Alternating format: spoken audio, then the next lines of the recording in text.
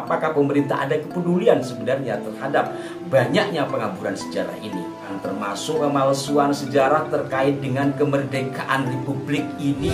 Tidak adanya deputi sejarah dalam pemerintahan. Digabungnya sejarah di PKN, ya.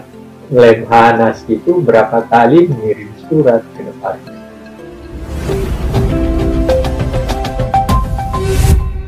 Assalamualaikum warahmatullahi wabarakatuh. Salam jumpa, salam sejahtera untuk Anda semua. Salam persaudaraan dari kami Aras9 Channel. Saudara-saudaraku, kembali saya menjawab Anda dan kembali saya mengucapkan terima kasih yang tidak terhingga atas respon positif Anda terhadap konten-konten kami. Pada edisi kali ini, sahabat-sahabatku sekalian, saya akan menyampaikan banyak keluhan atau mungkin suara rakyat terkait dengan pemalsuan sejarah. Di antara yang kami baca di kolom komentar, kenapa pemerintah diam atas banyaknya pengaburan sejarah bangsa ini? Termasuk di antaranya adalah perubahan identitas makam-makam tokoh, makam-makam pahlawan, makam-makam ulama. Kenapa pemerintah diam? Sebagian ada juga kenapa tidak menempuh jalur hukum. Nah, untuk terkait jalur hukum ini juga dulu pernah kami bahas ya, dan mungkin pada edisi mendatang kami akan bahas ulang. Sekarang fokus kepada kenapa pemerintah diam. Pemerintah dalam pengertian mulai dari pusat sampai ke bawah tentunya kan. Karena di setiap pemerintahan kan ada bagian-bagian tersendiri terkait dengan kesejarahan, umpamanya di Badan Purbakala ya, situs Purbakala. Nah, apakah pemerintah diam atau tidak? Ya, itu kan suara rakyat ya. Dan saya sendiri tidak melakukan penelitian apakah pemerintah ada kepedulian sebenarnya terhadap banyaknya pengaburan sejarah ini. Saya tidak melakukan analisa ke sana sehingga saya tidak bisa menjawab. Namun faktanya memang belum ada seruan-seruan, termasuk umpamanya pemalsuan sejarah terkait dengan kemerdekaan Republik ini. Yang dikatakan Bung Karno nginep di rumahnya Habib Ali Kuitang, yang dikatakan bahwa bendera ini atas usulan seorang Habib dari Marga Al-Jufri. Ini kan urusannya sejarah yang sangat penting akan kemerdekaan negeri ini. Saya jujur belum mendapatkan apakah ada respon dari pemerintah yang membidangi kesejarahan. Dan kalau tidak usah terlalu jauh skupnya besar, pemerintah atau negara, kita lihat PBNU. Beberapa kali, bahkan ya dari awal-awal konten ini kami buat ya, kanal ini kami buat, kami sudah membahas beberapa pemalsuan atau pengaburan sejarah atas berdirinya Nahdlatul Ulama. Yang mohon maaf, saya salah satu pengurus di salah satu Banum NU pusat ya, Banum ya, bukan PBNU-nya. Dan hal ini juga saya sampaikan ke beberapa kawan yang notabene-nya adalah para kiai. Tapi apakah ada suara dari PBNU secara resmi mengatakan bahwa si A telah mengaburkan sejarah NU? Ya mohon maaf, belum. Kenapa seperti itu? Nah, ini saya tidak bisa menjawab. Kenapa seperti ini? Ya kalau untuk NU, bahkan NU ditambah GL aja belum ada teguran nampaknya. Ini mohon maaf kalau menyampaikan hal ini terhadap para yai-yai ya, barangkali nonton video kami ini ya mungkin bentuk kekurang ajaran saya ya terhadap para kiai di PBNU. Tapi di sisi lain barangkali ini ya bukti kecintaan saya terhadap NU. Kok sejarah NU-nya diobrak-abrik, belum ada yang namanya surat teguran atau pernyataan resmi bahwa telah terjadi pengaburan sejarah yang benar begini. Malah ya di situs PBNU sendiri yang pernah saya nulis juga di NU Online, ada beberapa kali kan saya menyampaikan teguran.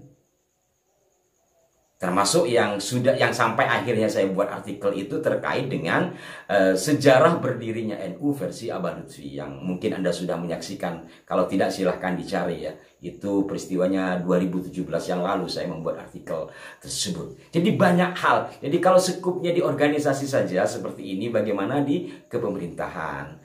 Ini mungkin yang harus menjadi pertimbangan kita. Maka itu kalau kita nunggu-nunggu kapan kita bisa memberikan penyadaran. Maka itulah sahabat-sahabatku sekalian, semampu-mampu kami berusaha yang kami tahu bahwa ini dibelokkan, kami coba luruskan dengan data pembanding. Seperti umpamanya kisah berdirinya NU, saya berikan pembanding. Seperti umpamanya bagaimana mungkinkah seorang Bung Karno pada malam proklamasi tidur di rumahnya Habib Ali Kuitang. Saya berikan pembanding dari berapa buku itu, yang mulai dari buku yang ditulis oleh Bu Fatma, buku yang ditulis oleh Pak Ahmad Subarjo, dan yang lainnya. Jadi dari data-data itu tidak ada. Maka ya sekali lagi mungkin apabila ya dari pihak yang berwenang tidak dirasakan efek untuk meluruskan sejarah, ya kecil-kecil lah tugas kita bersama. Maka itu selalu saya memohon dukungan kepada Anda agar ya kami bisa eksis, kami sehat walafiat dan diberikan keistiqomahan. Karena istiqomah sebagai ainul karomah itu memang tidak mudah ya, tidak mudah.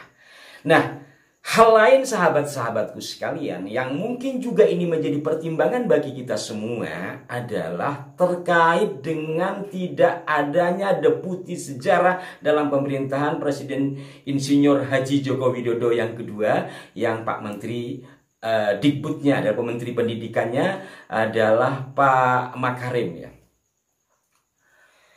Ini sudah pernah kami bahas 2 kali kalau tidak salah ya, dari hasil wawancara kami bersama Raden Dibyo terhadap sejarawan senior Pak Anhar Gonggong. Nah, mungkin bagi Anda yang tidak menyaksikan, saya akan putarkan kembali, nanti saya dianggap mengada-ada. Sebenarnya kalau dari segi dihilangkannya misalnya sejarah di Departemen Pendidikan dan digabungnya sejarah di TKN, ya. Lemhanas itu berapa kali mengirim surat ke Departemen Pendidikan. Oh gitu. Ya, untuk menunjukkan supaya, ya menunjukkan bahwa sejarah itu penting untuk Ya. kepentingan bangsa, gitu. Betul. Tapi yang nggak ditanggapi. Ya.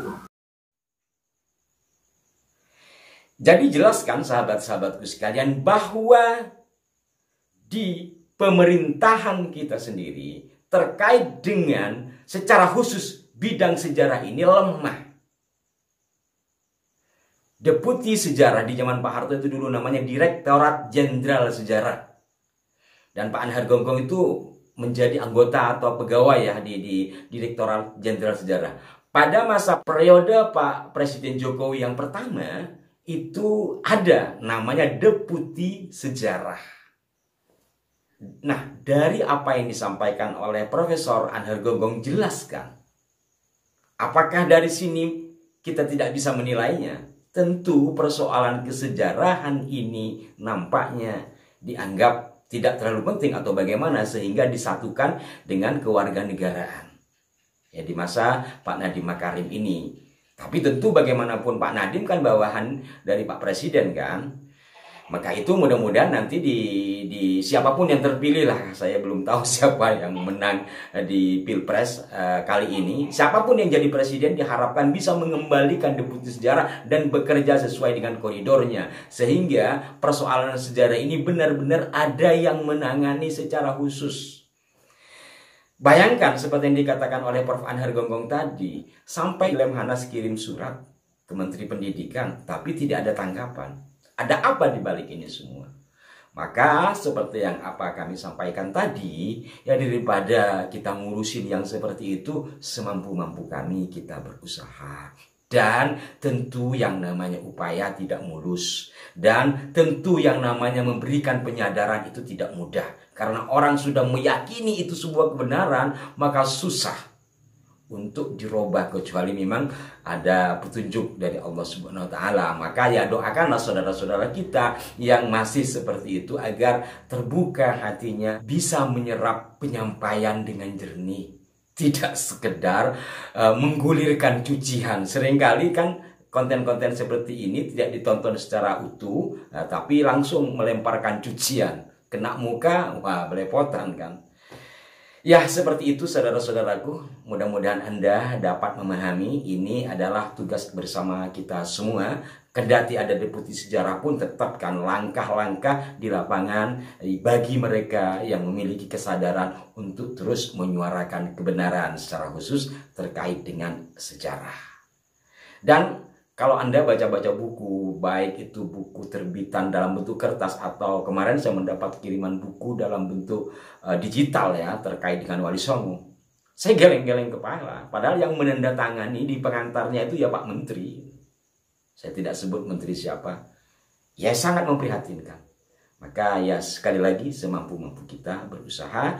Dan sahabat-sahabatku sekalian, tak bosan-bosan saya mohon doa dan dukungan dari Anda di dalam hal ini. Mohon maaf jika ada kekeliruan. Sampai jumpa. Wassalamualaikum warahmatullahi wabarakatuh.